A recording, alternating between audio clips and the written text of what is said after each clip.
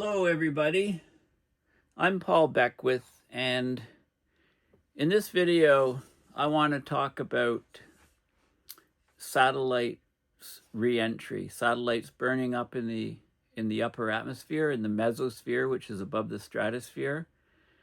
And when these satellites re-enter and burn up, a lot of the metals on the satellite get oxidized, including aluminum. There's an awful lot of aluminum in these small low Earth orbit satellites that have about a 5-year lifetime.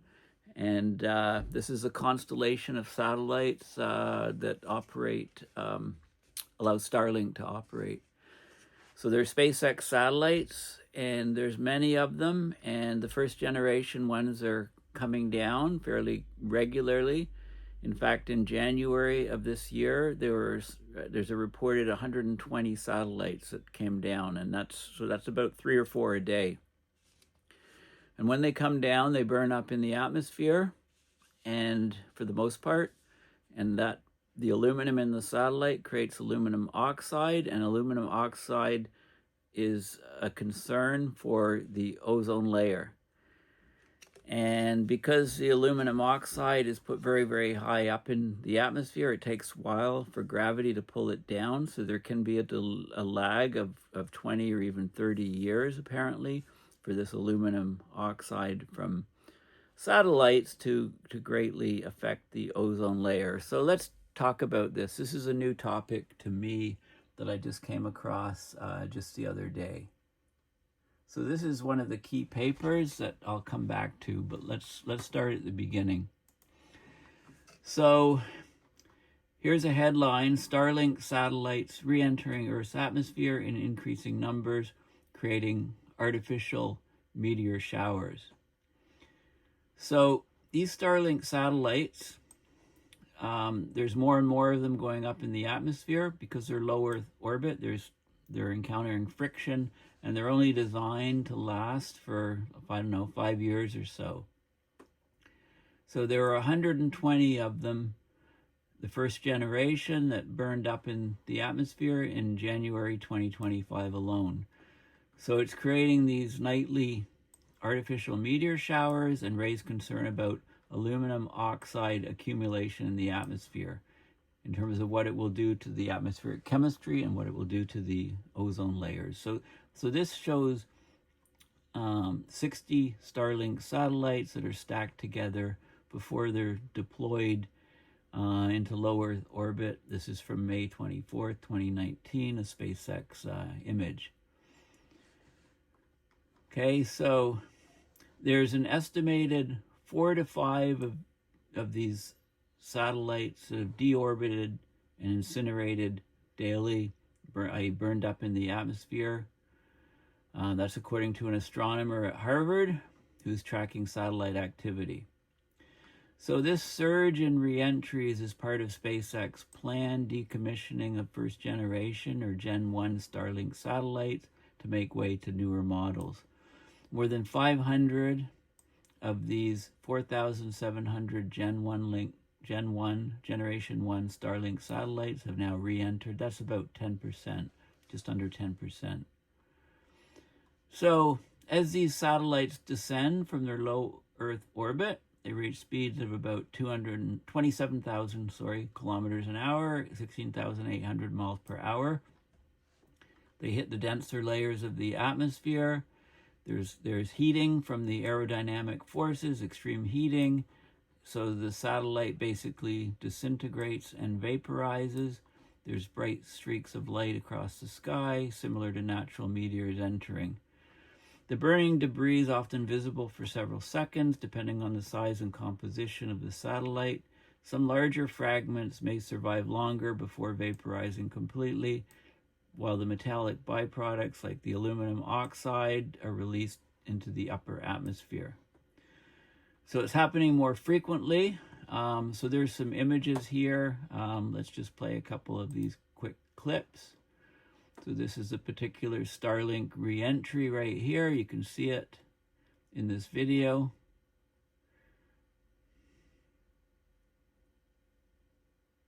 I think they changed the camera angle so you see it from another angle. Here we go here. Okay, so the metals and materials are being vaporized, producing oxides high up in the atmosphere when these things are re-entering. I think there's another one here, right over here, from a sky camera. So this one was January 28, 2025. In this video. Okay, so these things are engineered to disintegrate when they re-enter the atmosphere. There's not a lot of mass in these things. You don't want them coming down and plonking people on the head. Most of the mass vaporizes before reaching Earth's surface, but some of the metallic compounds, particularly aluminum oxide, are released into the atmosphere. So a typical 250 kilogram, 550 pound satellite, it could produce about 30 kilograms or 66 pounds of aluminum oxide, so that's just over 10%. These are aluminum oxide are nanoparticles, very small, and they can persist in the atmosphere for decades, potentially affecting atmospheric chemistry. There was a 2023 study, which I'll show you, and it revealed that about 10% of stratospheric sulfuric acid particles larger than 120 nanometers in diameter contain aluminum and other metals originating from the burnup of satellites and rocket stages during re-entry. So it's already being detected. Now I often talk about stratospheric sulfur, right? Sulfur in the atmosphere produces SO2, blocks sunlight, could cool the planet, right? So this stratospheric sulfuric acid that's up there, about 10% of it contains aluminum and other metals that originate from satellites re-entering. So there's a lot of additional factors that are going on here. The increasing concentration of aluminum oxide in the atmosphere raises concerns about potential long-term environmental impacts, including ozone depletion. Because aluminum oxides, they can act as a catalyst for chlorine activation. So if chlorine is activated, then that chlorine, of course, contributes to the breakdown of ozone molecules, right? We had the CFC, the chlorofluorocarbon scare, because chlorine could catalyze ozone, and one chlorine molecule in the stratosphere could break down, 50, 100, several hundred ozone molecules and not be used up in the reaction. So it's there, it's not used up, it's a catalyst. So the aluminum oxides can actually lead to chlorine activation, according to this, and lead to the breakdown of ozone. So this could become a very, very serious problem for the ozone layer and for plant life growing on the planet and all the other things that we need the ozone layer for. The molecular dynamic simulations of the aluminum oxidation process during satellite reentry show that byproducts tend to form clusters of aluminum oxide, especially in oxygen-limiting environments. These clusters can remain in the atmosphere for extended periods, further contributing to ozone depletion. Okay, so as we get more and more lower satellites for Starlink, right, so broadband internet everywhere, we need to understand the environmental impacts when these things re-enter and we get these aluminum oxide accumulations in the atmosphere. They're going to become increasingly important. So this shows you some of the parameters in the modeling. It's a molecular dynamic simulation that happens in that paper, which I'll show you, the peer-reviewed paper. It's open source. You've got the aluminum in the satellite. You've got oxygen here in the atmosphere. This thing's moving downwards at velocity v, and as it moves downwards, it starts to break up, and you get these clusters where you have the aluminum and you have the sulfates. And this is aluminum oxide clusters here, and this is aluminum clusters, and it shows you sort of the diameters expected in from the reentry process. So they're modeling the reentry. And according to the study, about 24 kilograms 53 pounds, or 32% of the aluminum in a typical 250 kilogram satellite oxidizes upon reentry, forms about just under 30 kilograms of aluminum oxide. In 2022, the total amount of aluminum released from all satellites re-entering from low Earth orbit, LEO, was about 41.7 metric tons. That exceeds the natural contribution from meteoroids by about 30%. It resulted in the formation of 16.6 metric tons of aluminum oxide in the mesosphere, that's the middle part of the atmosphere, that year. So it's above the stratosphere. It looks like satellite re-entry rates are going to continue to increase as we put more and more of these low Earth orbit satellites, or things like Starlink, etc. So the excess aluminum in the upper atmosphere could surpass natural levels by over 640% annually. It could reach more than 360 metric tons of aluminum oxide clusters per year. So when the oxygen is interacting with the aluminum, it's forming the aluminum oxide clusters. Larger aggregates of unoxidized aluminum can remain intact.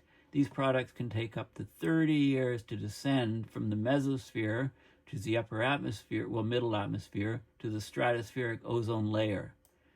When they reach about 40 kilometers or 25 miles of altitude, the aluminum oxides then catalyze the reactions, activate chlorine, and can contribute to the ozone depletion. So what this means is that the aluminum oxide can accumulate in the mesosphere from all these satellites burning up on reentry.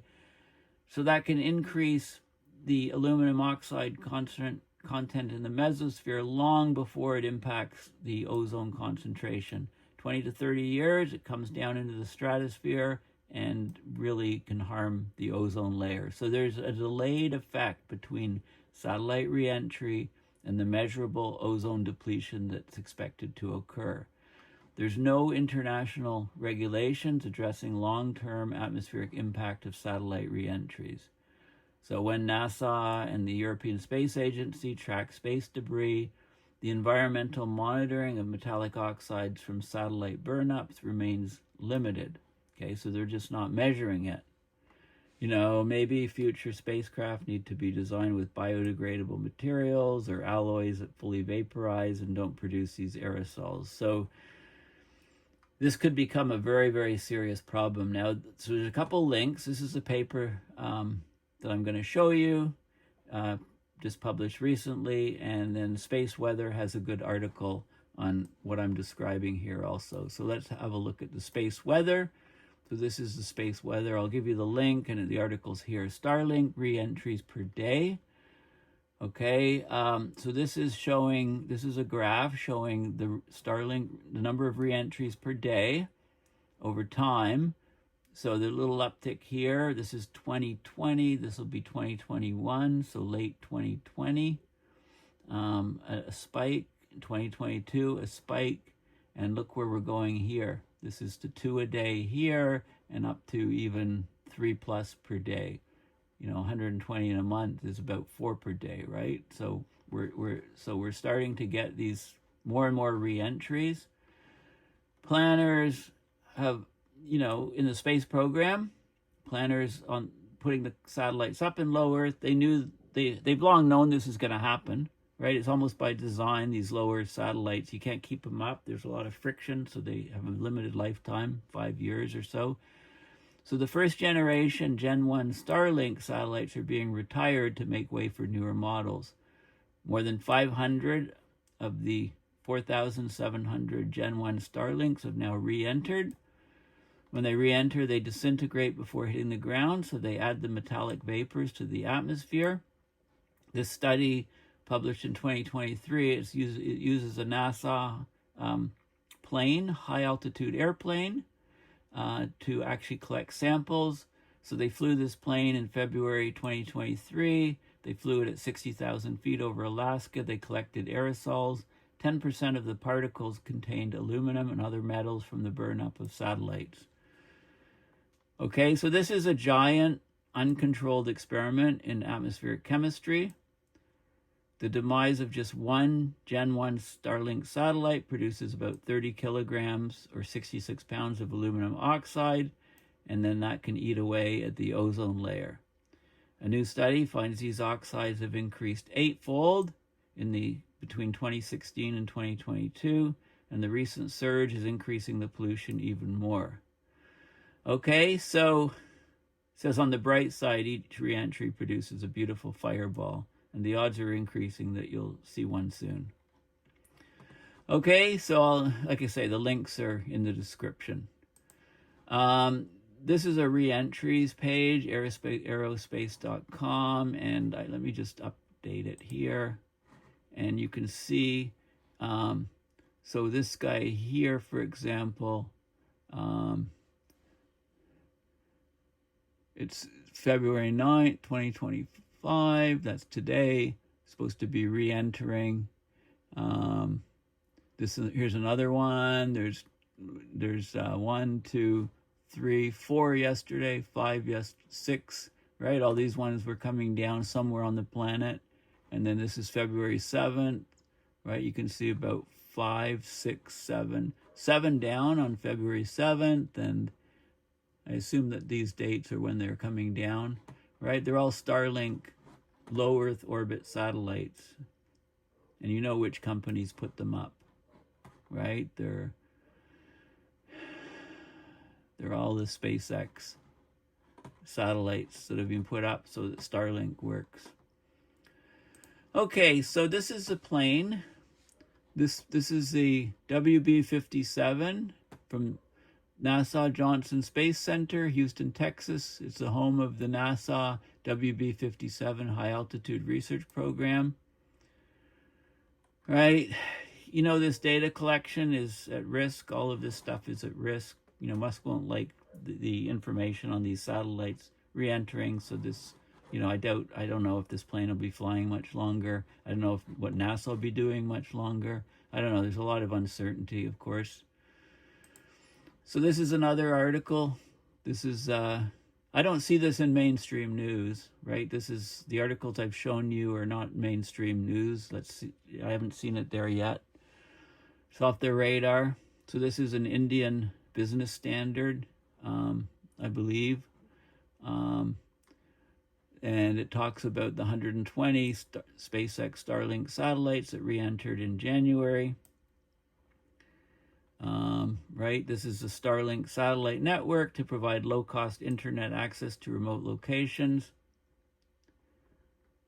4 to 5 of these satellites burned up daily in January. There is some additional information here.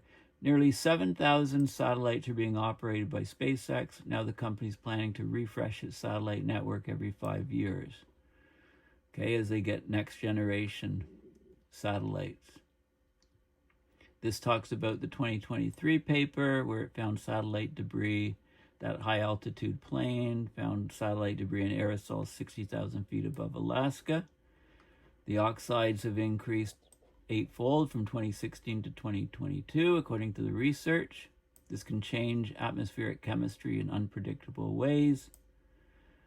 Despite concerns, SpaceX says its satellites fully burn up, leaving no debris. Well, what happens when something burns up? It generates these oxides. So it produces, when they say no debris, there's no chunks of metal coming down, hitting people on the head on the ground. It's burning up, not leaving solid material to plunk down, but it's changing the atmosphere, that's for sure. Scientists say the space debris is not limited to Starlink satellites. There's a 26% annual chance of rocket parts falling. The risk is low. Debris could disrupt air travel. Airlines might face additional costs due to uncontrolled entries. Okay, generally SpaceX launches satellites in batches of 20 or more. These satellites are designed to stay in low Earth orbit for around 5 years before they're deorbited and allowed to burn up in the Earth's atmosphere.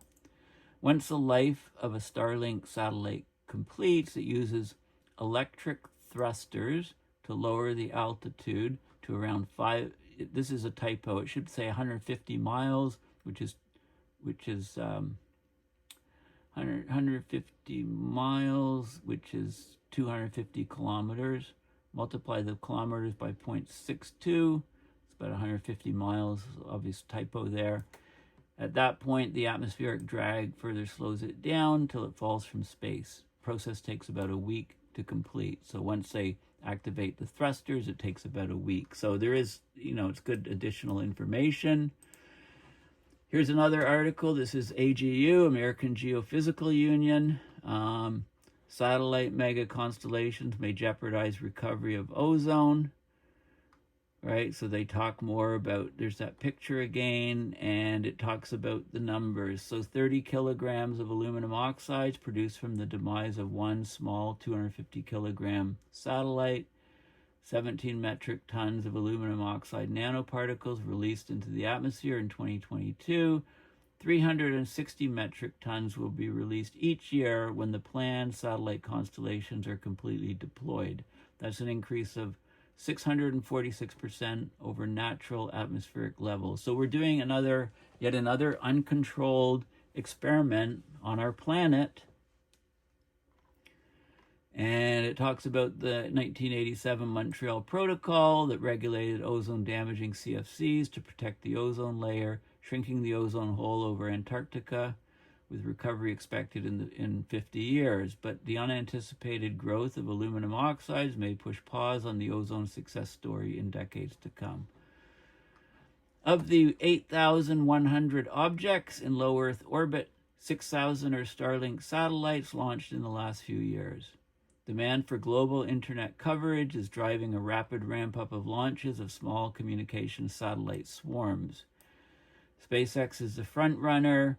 With permission in this enterprise, they have permission to launch another 12,000 Starlink satellites, and as many as 42,000 are planned.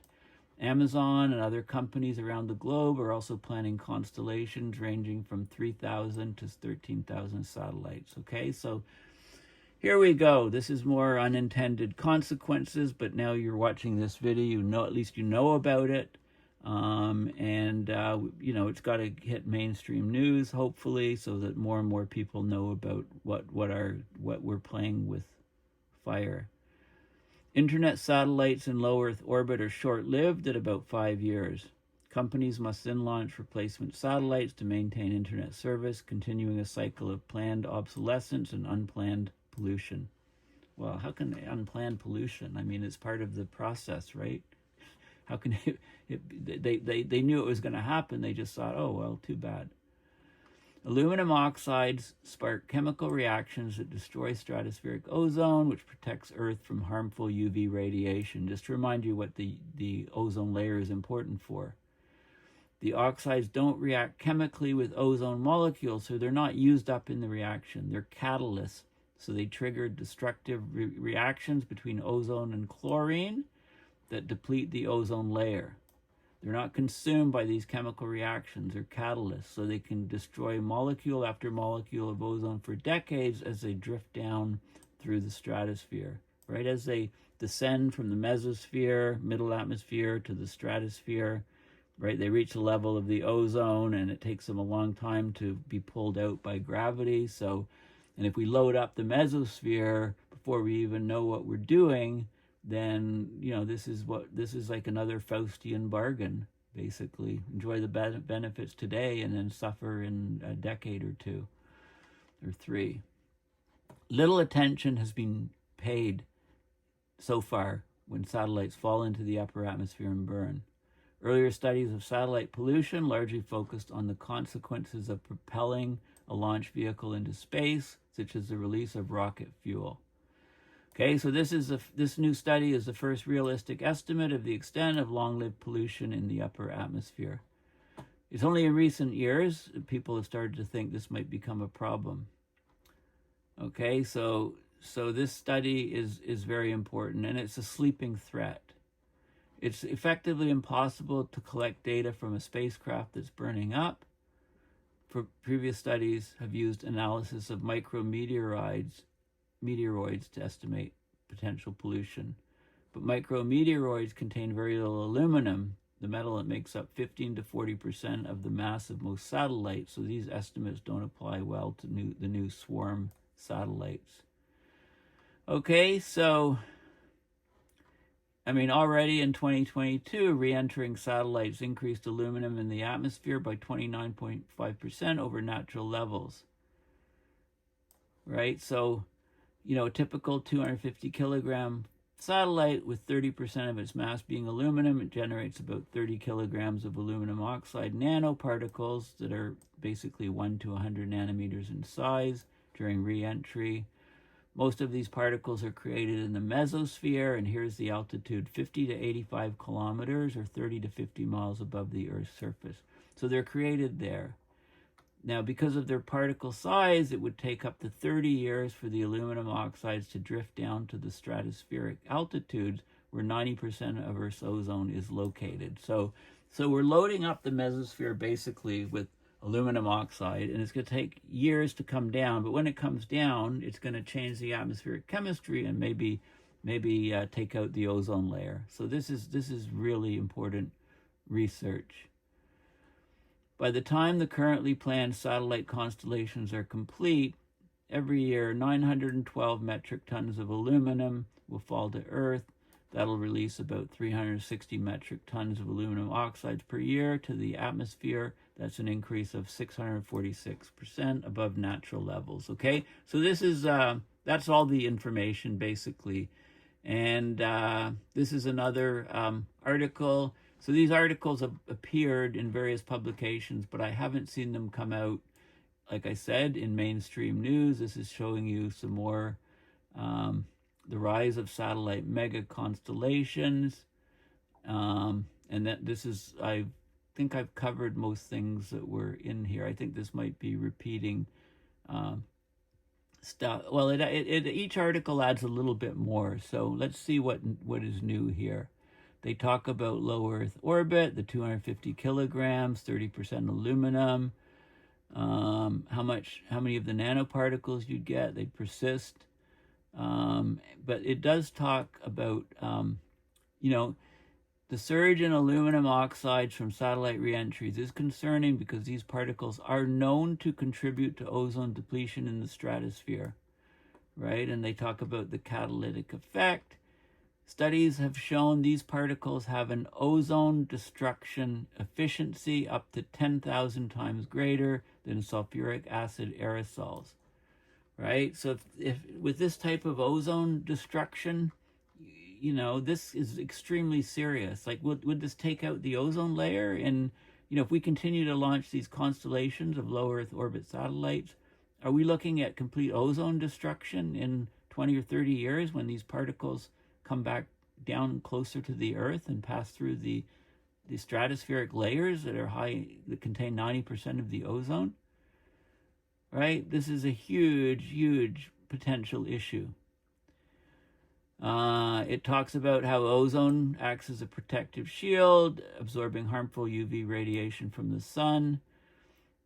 Thinning of the ozone layer increases UV exposure at the surface, could lead to higher rates of skin cancer, eye cataracts, other health issues in humans. It negatively impacts plant growth and marine ecosystems. Yeah, no kidding. Without ozone, the plants can't grow. They talk about the CFCs and the damage to the ozone layer in the 80s, the Montreal Protocol signed in 87.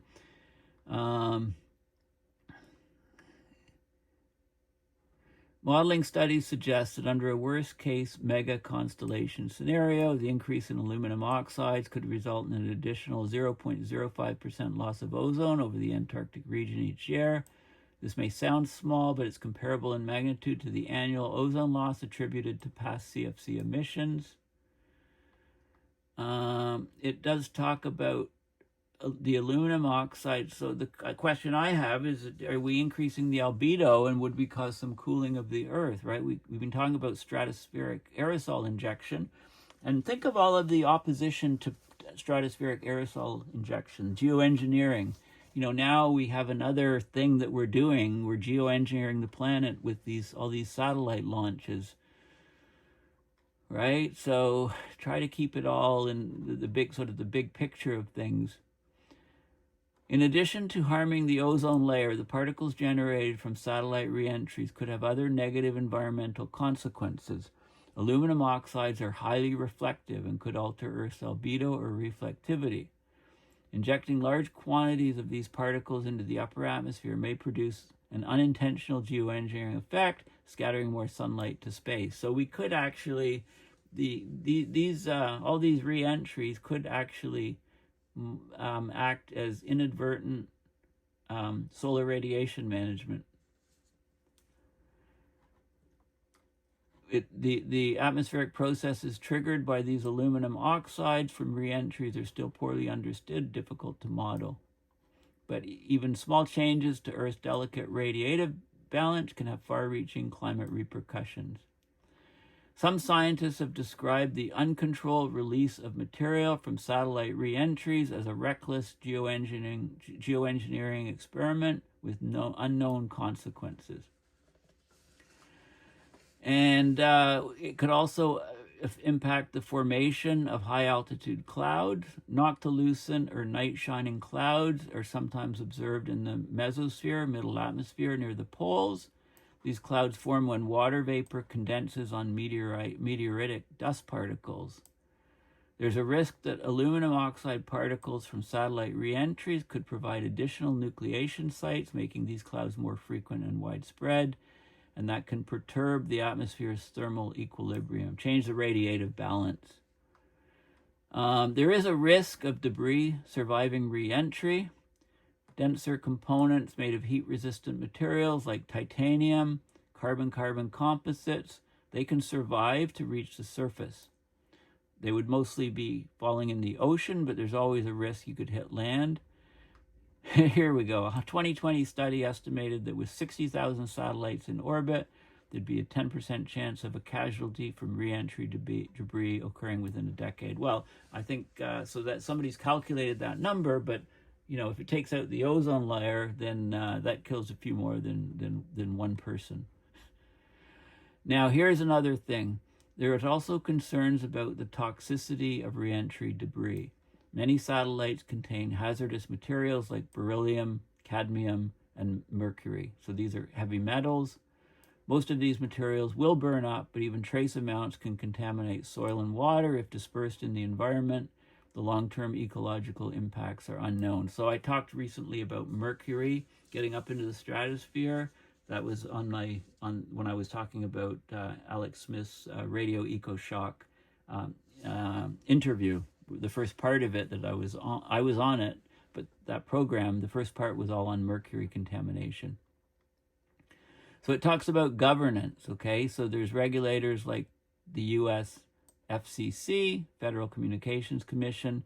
They license the Mega-Constellations, but they haven't considered issues like reentry debris and ozone depletion in their assessments. Okay, so it's not even considered.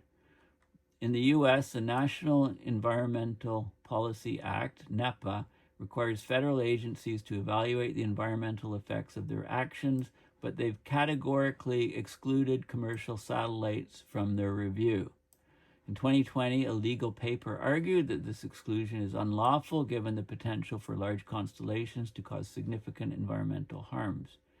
The U.S. Government Accountability Office is currently investigating whether the FCC should close this regulatory loophole. Well, do you think it will do it now? Other spacefaring nations are also grappling with how to responsibly govern the expansion of these mega-constellations. There's been calls for a new international treaty to ensure that the space industry develops in an environmentally sustainable manner. The United Nations Committee on the Peaceful Uses of Outer Space has begun discussing voluntary guidelines for long-term sustainability of space activities, but there's been slow progress. Some have proposed a moratorium on mega-constellation launches until the full scope of environmental impacts can be assessed. But we're having a commercial space race well underway right now. Okay, so the opposite's happening. Satellite operators and manufacturers can take steps to reduce the ozone depleting potential, like use materials other than aluminum in satellite construction. develop methods to boost old satellites into graveyard orbits rather than letting them re-enter, but that we'd need onboard propellant to do that. Ultimately, the most effective solution may be active debris removal, sending up servicing spacecraft to capture defunct satellites and bring them down in a controlled manner over uninhabited regions. But there's huge technological and economic hurdles, especially for removing small debris. Okay, so as the number of objects in low Earth orbit continues to grow, it's critical to improve tracking and space situational awareness capabilities, know precisely when and where reentries will occur to minimize risk to people on the ground. Much more research is also needed to understand the complex atmospheric chemistry of reentry byproducts. Right, so it feels to me like a moment when, hey, we've discovered that CFCs take out the ozone layer. What are we going to do? Well, we have the Montreal Protocol, and we deal with it to try to preserve the ozone layer. It feels like the exact same moment to me. You know, it's another ozone destruction moment in human history, I would say. Okay, so these are the papers. So this was a paper that they basically, I'll give the links and I'll give the information. This is a paper, they found 10% of stratospheric sulfuric acid particles larger than 120 nanometer in diameter contain aluminum and other elements from spacecraft reentry. So they actually went, this is where this is the NASA work where they went up and they got samples from high altitudes, and they analyzed the samples and they found lots of satellite debris from burnups, and they talk about the details of what happens, okay, of what happens. So that's that paper. You know, I may do a separate video just on this paper alone. I think this is a very important subject, but I don't want this video to go forever, so I'm just introducing this paper to you. Maybe that's the best idea, to break it up. And this is the other paper that came out. So potential ozone depletion from satellite demise during atmospheric reentry in the era of mega-constellations. These are both open source. So this is in Geophysical Research Letters, GRL. The long-term accumulation of aluminum oxides from reentering satellites can cause significant ozone depletion. The amount of aluminum oxide nanoparticles generated is quantified, and the accumulation in the atmosphere is estimated. And they do a molecular dynamic simulation of high-temperature aluminum ablation during reentry. So what happens to the satellite when it burns up? Okay, so this is, I've talked about the results in those other press releases, and you know, you can look through, and I think they show, you know, looking through at the figures. There's this image here. This is the aluminum block, you know, as it breaks up on reentry, and you get clusters of aluminum oxide and aluminum, and they talk about how it catalyzes the ozone. You know, there's a lot of atmospheric chemistry there. Okay, so I may go and talk about those two papers in great detail. But anyway, let me sort of summarize what's happening. Okay, and I think this paper here is one of the best for this article here is one of the best. Okay, so in January of this year, 2025, 120 satellites burned up from Starlink, mostly from Starlink. These are low Earth orbit satellites. They're designed to come down after about 5 years. When they come down, they mostly burn up in the atmosphere, but the burning up in the atmosphere generates the aluminum in the satellite oxidizes to aluminum oxides and other oxides of metals, and they're deposited, they're in the atmosphere at the burnout altitudes in the mesosphere, the middle atmosphere, I don't know, 50 kilometers, something like that, above the surface of the Earth. Then over time, it can take 10, 20, 30 years for them to drift down, and when they reach the altitudes of the stratosphere, where the ozone is, they act as catalysts, And each aluminum oxide can take out thousands, maybe 10,000s of, in conjunction with chlorine, take out, tens of thousands of ozone molecules. So the ozone layer protecting the Earth from ultraviolet radiation could be under extremely severe disruption and threat from what our actions in launching these lower satellites and having them re-enter, burn up in the atmosphere, producing the aluminum oxides. So this is very, very key and very, very important information. And yeah, it's yet another thing to be concerned with. Well, thank you very much for listening. Please consider going to my website, paulbeckwith.net, and donating to my PayPal to support my research and videos. Thanks again, and bye for now.